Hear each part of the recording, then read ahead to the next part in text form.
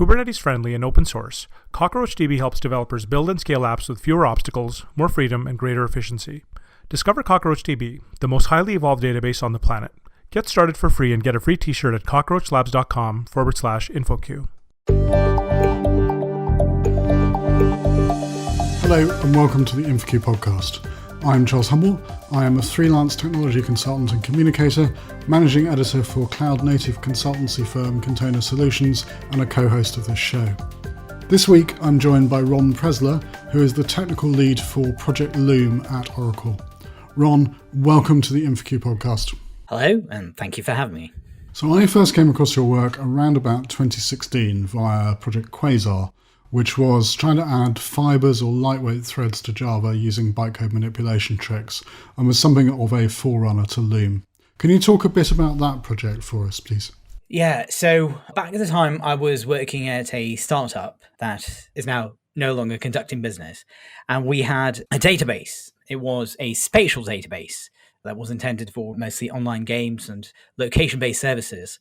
And that database was so fast that applications actually slowed it down. And the only way to use it efficiently was with these asynchronous APIs. But when we tried to show it to various game companies, they said that no way are they going to use asynchronous APIs. It's too complicated. They don't want any of that. And that is how I started getting interested in the idea of user mode threads. I took inspiration from Erlang and Go. I found a library that had the basics of what I needed in terms of bytecode manipulation. I took it, I forked it, and built Quasar on top of it. And so Quasar was actually born in order to make it easier to use our very fast database. And then how did you get from there to winding up running Project Loom at Oracle? So I think it was around 2015. That I was invited to give a talk at Oracle at JVM-less, the JVM Language Summit that takes place every year. Well, not during the pandemic, at the Oracle offices in Santa Clara. It started way back when it was still Sun Microsystems. And I presented Quasar, and I guess the Java team at Oracle was very interested in the idea. I think they had at least considered some aspects of it before. A year after that, Brian Getz contacted me and asked if I wanted to come to Oracle, work on that. I wasn't ready at the time, but a year after that, in 2017, I told Brian that I'm ready to join the team, and that's how I got to Oracle. So Project Loom is mainly concerned with concurrency on the JVM, and I think that some of our listeners might be confused by the differences between concurrency and parallelism. Can you help us out? Can you give us a sort of definition of the two and what the differences are? The way I define it, and in fact that is also the way that the ACM recommends people teach it, is that concurrency is the problem of scheduling multiple, largely independent tasks onto a usually smaller set of computational resources. So we have a large set of tasks that might interact with one another, but otherwise are largely independent, and they're all competing for resources. The canonical example is, of course, a server. Parallelism, on the other hand, is a completely different algorithmic problem. Parallelism is when we have one job to do, say invert a matrix, and we just want to do it faster.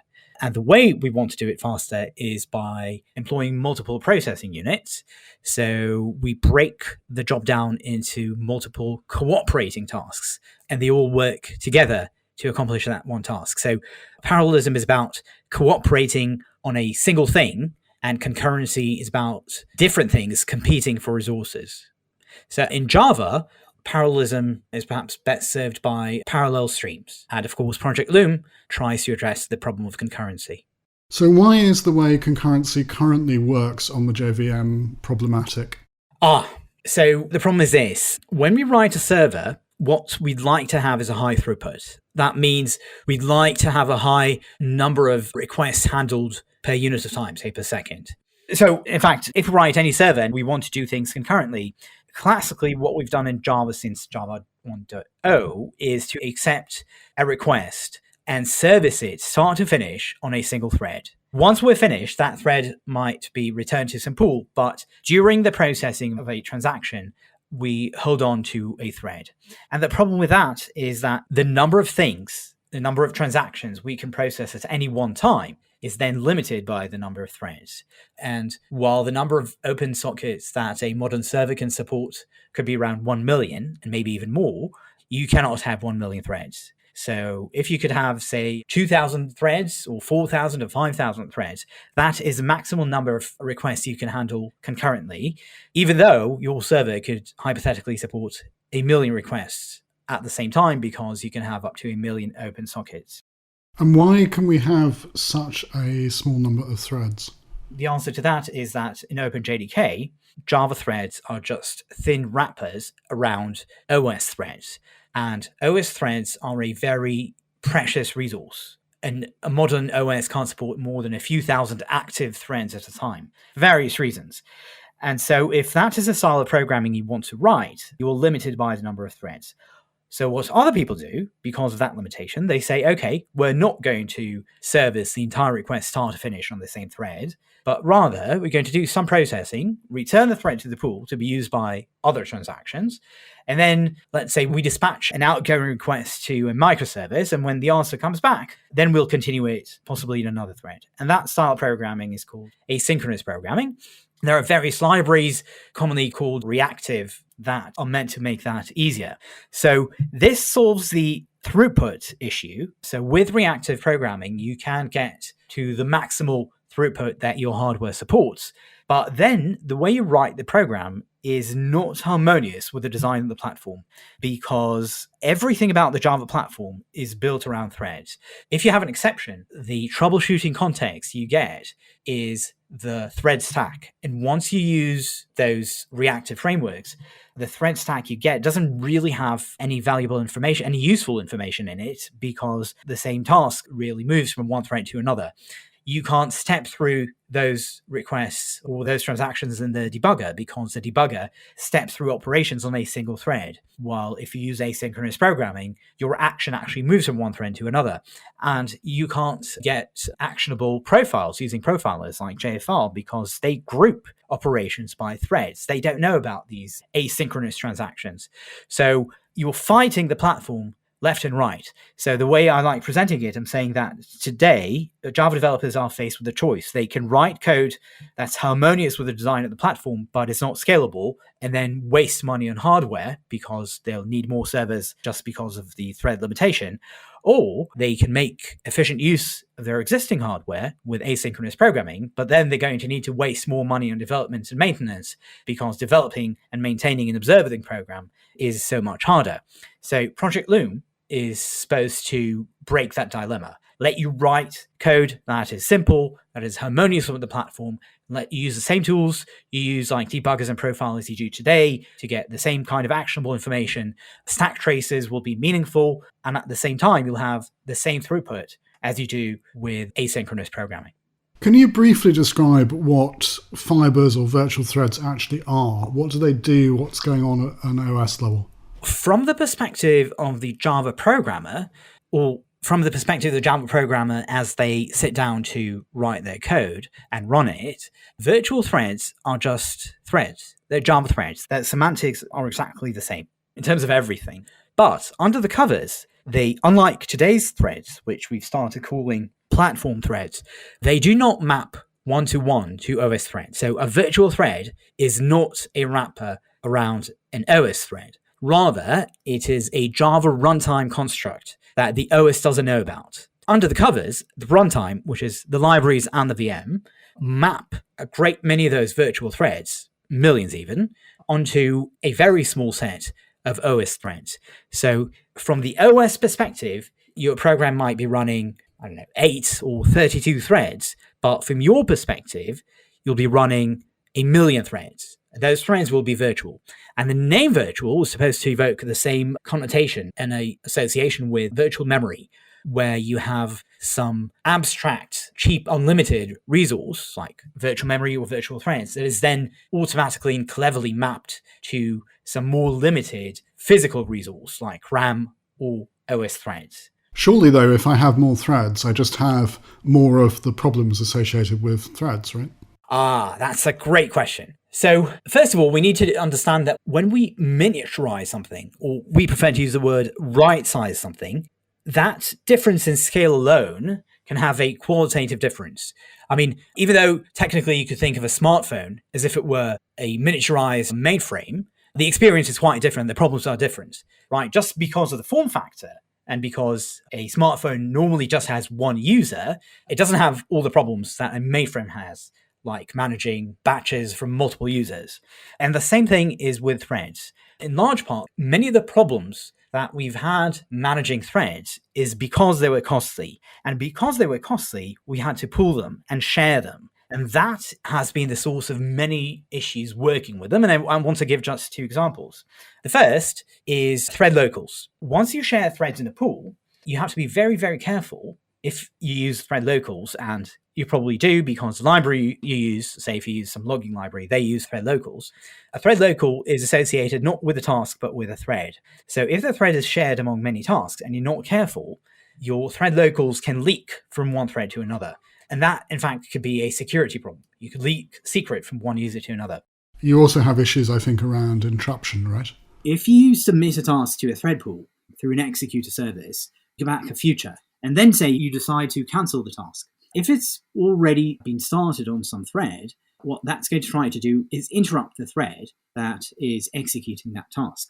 But because threads are shared, by the time the thread is interrupted, it's possible that it is executing a different task altogether. So that means that everywhere where we deal with interruptions, we have to consider the possibility that we've received an interrupt not aimed at us, but to some other task. So everywhere we deal with interrupts, we need to handle spurious interruptions. So these problems are entirely a result of tasks not being mapped one-to-one to threads. The fact that we need to share our threads because they are so costly. But with virtual threads, they're cheap enough to just have a single thread per task. We don't have those 2 particular problems. And I would say that we won't have many other problems as well, because once a thread captures the notion of a task, working with them becomes much simpler. That is the right size for threads. So even though you'll have more threads, I believe that will make working with threads much, much, much easier than having fewer threads. In general terms, what's the developer experience like? If I want to, not that many people do, but if I want to manually create either a platform thread or a virtual thread, how do I do that? We have something akin to a different construction. The reason I'm hesitating is the API changes very quickly, but there's a builder class called Thread Builder, I think. It's changed a little bit in the past few weeks. But when you create a thread, you can choose whether you want a platform thread or a virtual thread. But it's interesting that you said that you don't do it commonly these days, and that is very true. And in fact, that is one of the reasons why we've decided to expose virtual threads as Java-lang thread. We were a bit concerned that the Thread API has accumulated a lot of baggage over the last 25 years, and it has. And we thought that doubling down on it and using it for a new thing would, get new developers to look at the API and see all the baggage it's had. And to be honest, I found some methods on Thread quite recently that I hadn't even known existed. But it turns out that is not a problem because of exactly what you said. Since Java 5, we've encouraged people not to use the Thread API directly for most things. So thread current thread, for example, is very commonly used. But very few people actually do new thread or thread.start. Rather, they use the executors in the Java util concurrent executors class. And you would do the same for virtual threads, only you'll be using different executors. So for platform threads, you will use one of the thread pool executors. And the reason you need to do that is because those threads are very costly, so they have to be pooled. With virtual threads, you should never, ever, ever pool them. If you find yourself pooling virtual threads, then you're doing something wrong. I mean, it might behave correctly, but you're sort of missing the point. But we do have new executors in the executor class in Project Loom that will spawn a new thread for every new task you submit to it. And of course, if you choose to configure that executor to spawn a new virtual thread, just need to replace your executors with that executor. I think it's called new virtual thread executor. And then instead of having pooled threads, every task will get its own virtual thread. It's interesting, though, that you mentioned thread pooling. It's been a while, to be honest, since I last worked on a very kind of big system in Java. But one of the things we did on that system was we had thread pools of different sizes that would limit the number of requests that could hit a particular service or the number of requests that could hit a database, basically as a way of limiting contention.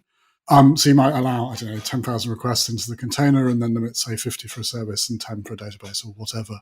Is there an equivalent to that in Loom? Is there a way of handling that? Yeah, so it's actually kind of funny because people started doing what you just said by limiting the size of the pool in order to limit concurrent access to some resource as a sort of a side effect. That was never their intention. So if your task can move from one thread pool to another, you'd say, okay, so on one thread pool, I'll just have 10 threads and those will be accessing the database. In another pool, I'll have 50 threads. Those will be accessing some microservice, etc. But when you work with virtual threads, you need to go back to the original intention or the original construct designed especially for this purpose, and that is the semaphore. So what you'll do is that instead of having multiple thread pools, you will no longer have thread pools. But when you wrap the call to the database, you'll obtain a semaphore. So your database access API will have a semaphore, say initialized to 10. And if one of the virtual threads wants to access it, it will grab the semaphore, access the database, and then release the semaphore. And if none of the leases are available, it will just block and wait.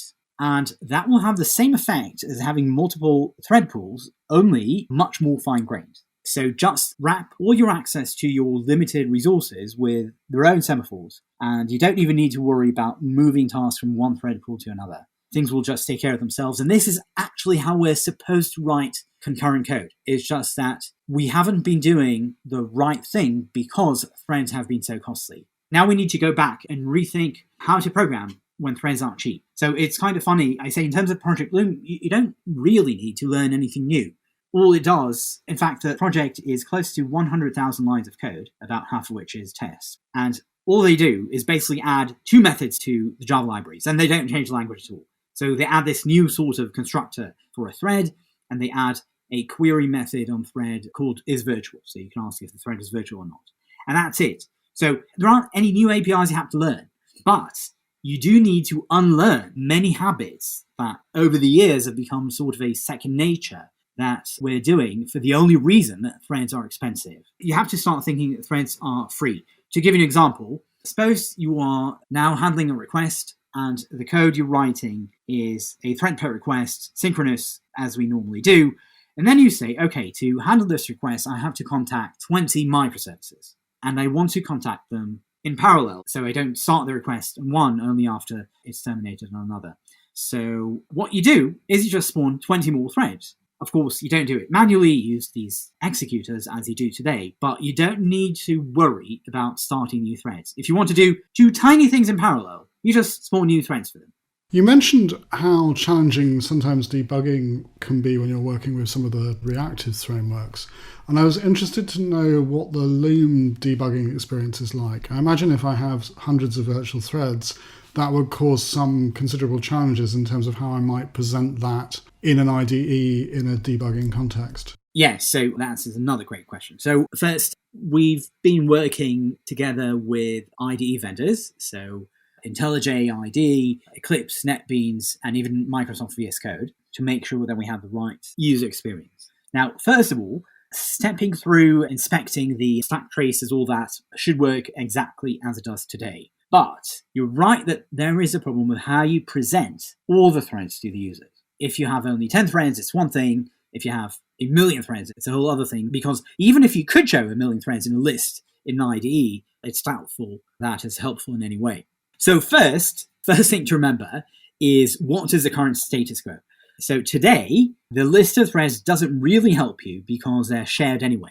So today, the thread list, if you're writing asynchronous code, the thread list doesn't give you much information anyway, and you also can't step through. So with Loom, you will at least be able to step through code. As to presenting the threads, this is in part an open question that the IDE vendors will have to, over time, think how to do correctly. One thing they might do today, when I say today, I mean what they're experimenting with Project Loom, they might decide to only display the threads that you've ever received a debugger event on. So only threads where you had a breakpoint hit.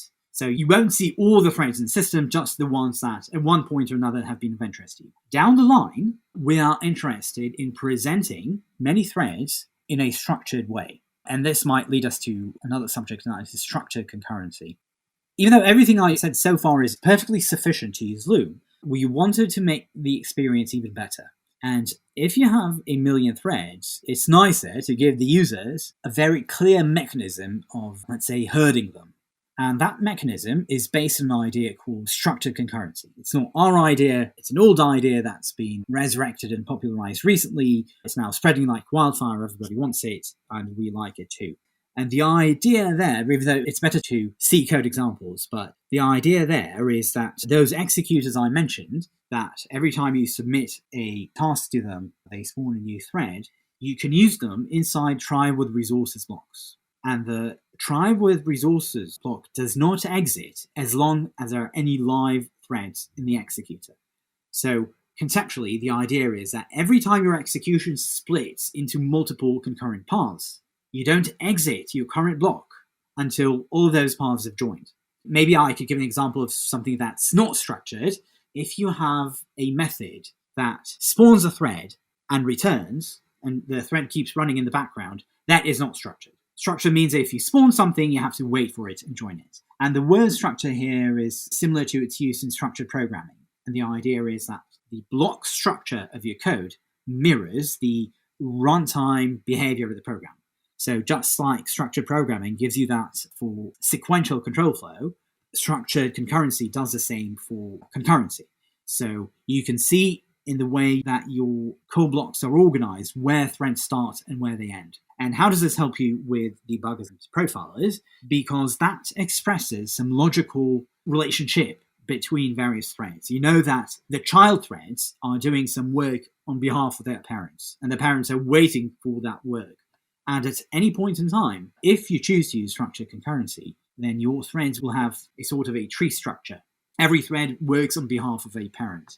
And in the future, we hope that debuggers and profilers will present you with this tree view that even when you have a great many threads, you'll at least be able to tell from that view what they're doing. But one thing we already have today in Project Loom is we have that mechanism for thread dumps, right? So you can get a thread dump from a running JVM today, and we didn't want to just give you stack traces for 1 million threads because it won't be useful. So we have a mechanism that will give you stack traces in JSON format that contains sufficient information to reconstruct that tree structure and display it as a tree. It isn't quite the same thing as structured concurrency, I realise, but since we're in this sort of area, will completable future, which was introduced in Java 8, will that continue to work for people who are making use of it? Yes, everything continues to work as before. It's just that with completable future, what you wanted to do is chain various operations without ever calling get, because get would block your thread, and threads are precious. With virtual threads, you could just call future.get. That becomes a virtually free operation. So there is less need to write all that asynchronous code that chains various stages of a completable future. You can just call get, and programming becomes much simpler. But if you prefer writing in the asynchronous completable future style, then of course you can use it as before. Something that I was really intrigued by, although in truth I suspect I'd cause all kinds of problems with it, is that Loom has the ability to have a pluggable scheduler. So the default scheduler is based on fork join, which is based on work stealing, but you can override it, which is really cool, I think. But I was curious as to what you envisaged that being used for. Right, so I agree it's cool, but we are a bit afraid that it might become a sort of an attractive nuisance, because whenever you have something that's too cool, we found that many people are attracted to try the most complicated thing first. And in 99% of the situations, you should just use the default scheduler. Custom schedulers, one use case where we've envisaged them to be useful is UI threads. So UI threads normally have the limitation that you can change UI components only on a UI event thread. And with pluggable schedulers, you can say, I want, whenever the virtual thread has some processing to do, I want that processing to take place on that particular OS thread that serves the UI. It doesn't, however, currently work because every virtual thread still has its own identity. And the current code in AWT and Swing and Java effects check to see that whenever you do some UI change, you're doing it on the thread whose identity is the event thread, UI event thread. But we hope that the UI people will change that and will allow doing that.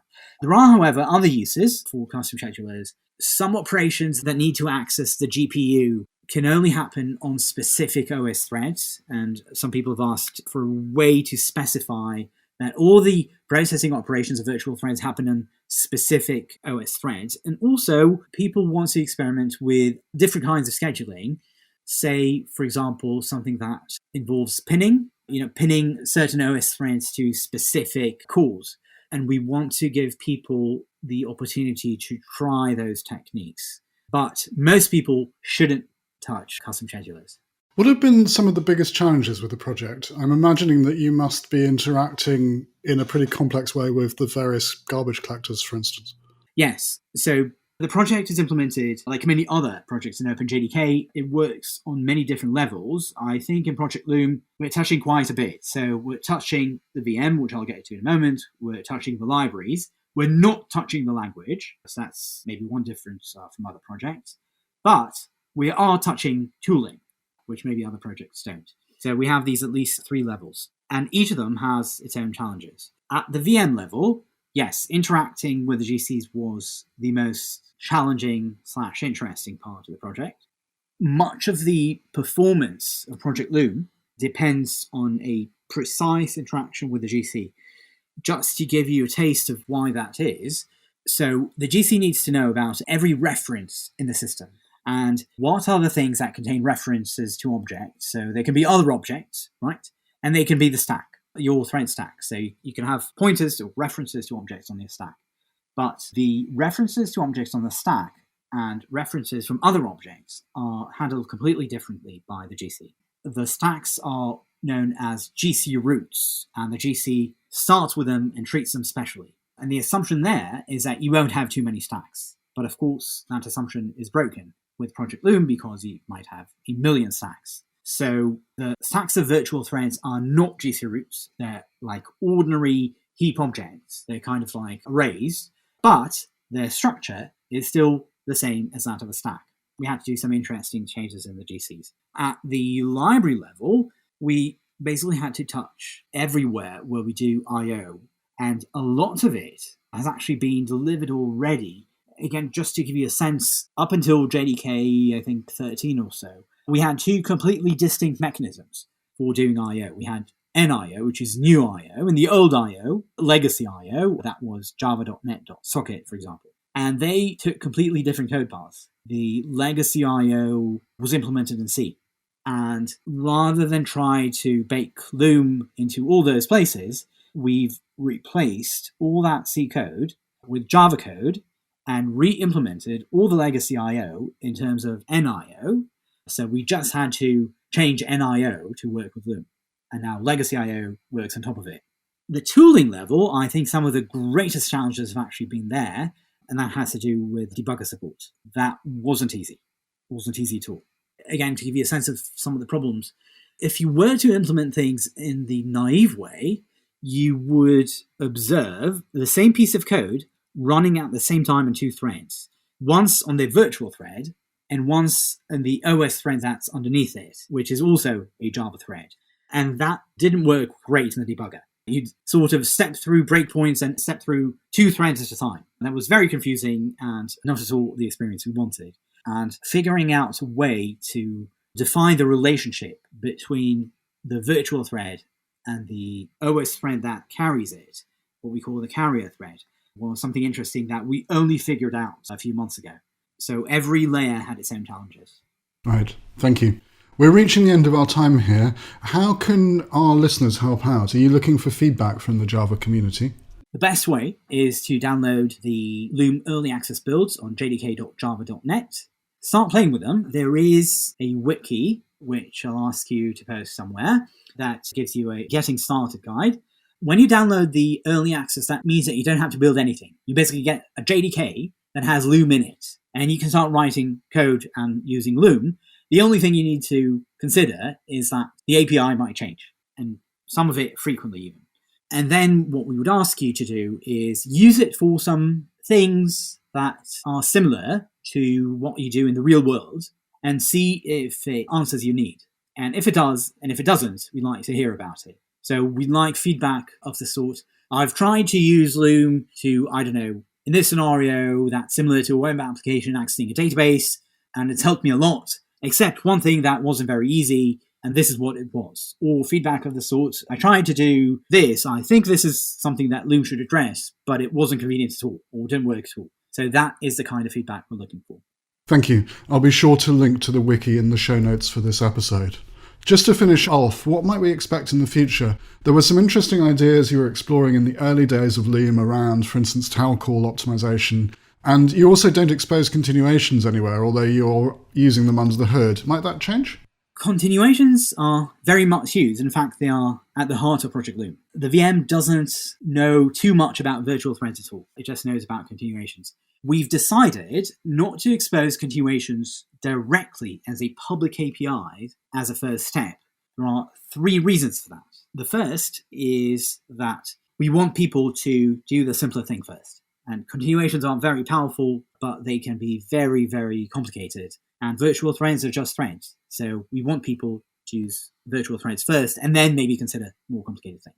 The second reason is that the killer app for continuations is user mode threads. So 99% of the utility that continuations give you, you get from just virtual threads.